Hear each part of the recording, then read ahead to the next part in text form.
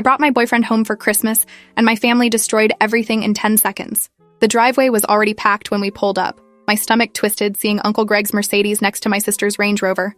I'd specifically told my mother we'd arrive at 2, that I wanted time to settle in before the chaos started. But there were at least 8 cars here, which meant she'd invited people early without telling me. Classic manipulation.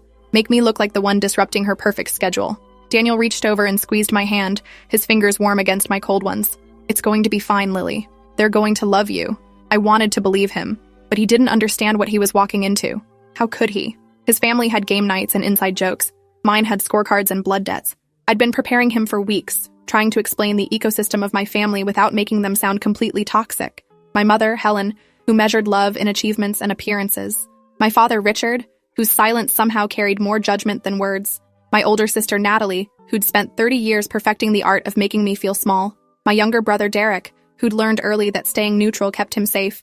And then there were the extended relatives, each with their own agendas and alliances, all orbiting around the central sun of my mother's approval. Daniel had listened patiently, dismissing my concerns with optimism that felt increasingly naive the closer we got to the house. The front door opened before we reached it. My mother stood framed in the entrance, wearing a silk blouse and pearls at 2 in the afternoon. Her hair was freshly styled, her makeup flawless. She looked exactly like she always did, perfect and cold as porcelain. There you are. We were starting to wonder if you'd gotten lost. Her voice carried that particular edge that meant I was already disappointing her. I checked my phone. We were exactly on time. Come in! Come in!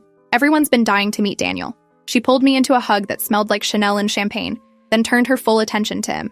I watched her eyes sweep over him, cataloging everything. His jeans were dark and clean but not designer. His sweater was nice but off-brand. His shoes were practical. I could see her making calculations behind her smile. Inside, the house looked like a magazine spread.